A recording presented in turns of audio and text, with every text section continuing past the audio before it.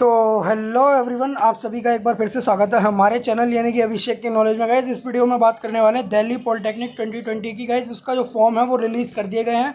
आपको चाहे वो फिर ग्रुप ए के हो, चाहे ग्रुप बी, चाहे ग्रुप सी, या फिर ग्रुप डी के, आप जिसके लिए अप्लाई करना चाहते हैं। तो गाइज इसके लिए पहले कुछ प्रोसेस होने वाला है जो मैं आपको एक बार पहले करके दिखा देता हूँ। गाइज देखिए यहाँ पर आपको ये देख पा रहे होंगे करंट इवेंट्स में। गाइज आपको इस तरह ये फॉर्म भरना होगा। सबसे पहले आपको रजिस्ट्रेशन, फिर आपको एप्लीकेशन फिलिंग करनी होगी, क्वालिफिकेशन डिटेल, फिर आपको कॉन्टैक्ट डिटेल, अपलोड इमेज करना होगा, फिर आप पेज का प्रीव्यू करके फाइनल सबमिट करके अपनी पे रजिस्ट्रेशन फ़ीस, आपको जो रजिस्ट्रेशन फ़ीस होगी वो भरनी होगी।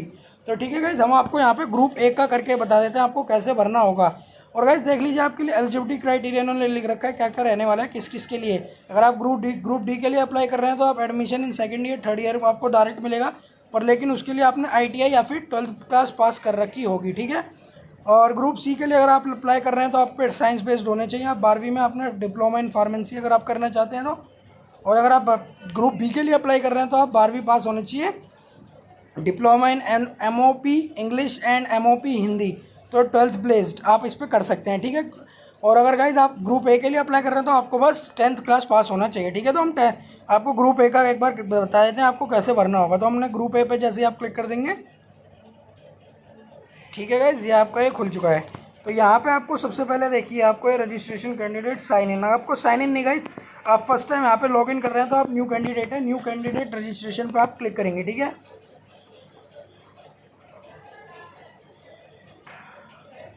और गाइज यहाँ पे आपको ये देखने को मिलेगा, यहाँ पे आपको आई अग्री के बटन पे क्लिक कर देना होगा। ठीक है गाइज, यहाँ पे आपको अपना candidate name, father name, mother name, date of birth, gender, IFC code, mobile number, email ID, contact details में आपको डालना होगा।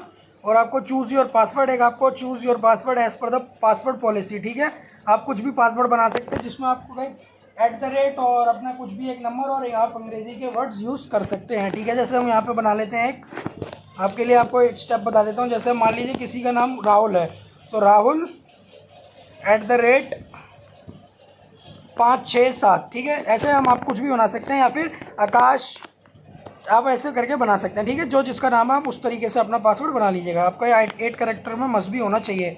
और फिर यहाँ पे गाइस आपको एक कैप्चा कोड देखने को मिलेगा, आपको ये भर के यहाँ पे सबमिट का बटन दबाना होगा। ठीक है। हम आपको डिटेल्स दिखा नहीं सकते, हम इसको फिल करके आपको आगे का प्रोसेस दिखाते हैं फिर। ठीक है। तो गाइस डिटेल भरने के बाद आपके पास ये देख सकते हैं, आपके पास कुछ इस तरह का ऑप्शन आ जाएगा। ठीक है। आप चाहे तो उसे एडिट कर सकते हैं, या फिर आप इसको फाइनल सबमिट का बटन दबा के कर लीजिएगा। अगर आपको लगता है आपकी सारी डिटेल सही है तो आप डायरेक्ट फाइनल सबमिट का बटन दबाएंगे। ठीक है। और इसके बाद गाइज आप, तो गाइज जैसा ही आप अपना ये फाइनल सबमिट का बटन दबाएंगे, आपको फिर एक एप्लीकेशन नंबर यहाँ पे प्रोवाइड कर देंगे। यहाँ पे आप ये देख सकते हैं, ये आपका एप्लीकेशन नंबर है, इन्होंने ये प्रोवाइड करा है यहाँ पे। ठीक है।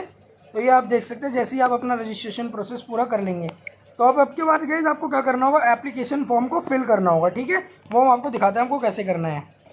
तो गाइज यहाँ पे सबसे पहले तो उन्होंने पूछा आपका कैंडिडेट नेम, फिर आपका फादर नेम है गाइज, आपका एप्लीकेशन फॉर्म है, इसको ध्यान से भरिएगा। ठीक है। Mother name, date of birth आपको भरनी होगी, gender, nationality, qualifying examination, 10th school located at region, यहाँ पे आपको बताना होगा आपने दिल्ली से किया या फिर आउट ऑफ दिल्ली की है। ठीक है। और यहाँ पे आपको कैटेगरी भरनी होगी अपनी। ठीक है। जर्नल हो गई, डिफेंस पर्सनल है तो आपको यहाँ पे गाइज, यहाँ पे मैं आपको बताता हूँ इन सब चीज़ों में आप नो भर दीजिएगा। ठीक है। अगर आप पर्सनल विद डिसेबिलिटी है यानी PWD के कैंडिडेट है तो आप इसमें यस भरिएगा, अदरवाइज इस वाले कॉलम में। ठीक है। बाकी आपको सब में नो करना होगा। ठीक है। तो आगे का प्रोसेस गाइस, इसमें आपको अपनी कुछ बैंक डिटेल्स भी भरनी होगी, नीचे आएंगे तो name of bank account, account number, confirm account number आपको दोबारा डालना होगा वही, फिर आपको IFC कोड, बैंक नेम और ब्रांच नेम। ठीक है। ये सब आपको भर के सेव कर देना होगा, फिर नेक्स्ट पे आप क्लिक करेंगे। ठीक है। फिर गाइज यहाँ पे आपको अपनी क्वालिफिकेशन डिटेल भरनी होगी, जैसे आपका passing status, passing year, board, आपने किस बोर्ड से किया, CBSE या फिर कोई अदर बोर्ड है। आपको यहाँ पे अपना पासिंग ईयर मैं फिर बता देता हूँ, पासिंग स्टेटस, रोल नंबर जो आपका 10वीं क्लास में था, इंस्टीट्यूट नेम, एड्रेस आपको डालना होगा, रिजल्ट मोड आपको डालना होगा। ठीक है। और मैक्सिमम मार्क्स आपको डालने होंगे, ऑब्टेन्ड मार्क्स, परसेंटेज मार्क्स आपको लिखने होंगे। ठीक है। डिवीज़न यहाँ पर आपको डालना होगा। ठीक है। और उसके बाद आता है गाइस आपका सब्जेक्ट वाइज मार्क्स डिटेल, आपको यहाँ पे अपने सब्जेक्ट भरने होंगे। ठीक है। यहाँ पे इन्होंने ये 3 कंपलसरी दे रखे, इंग्लिश, मैथ और साइंस, और यहाँ पे आपके बच्चे 2 वो हो जाएंगे आपके गाइस हिंदी और SST। ठीक है। तो इनके गाइस आपको मार्क्स लिखने होंगे, ठीक है। मैक्सिमम मार्क्स आपके कितने थे, पासिंग स्टेटस इसका क्या था, ये तो सब आप जानते होंगे, और ऑब्टेन्ड मार्क्स आपके जो भी आए हैं, ठीक है।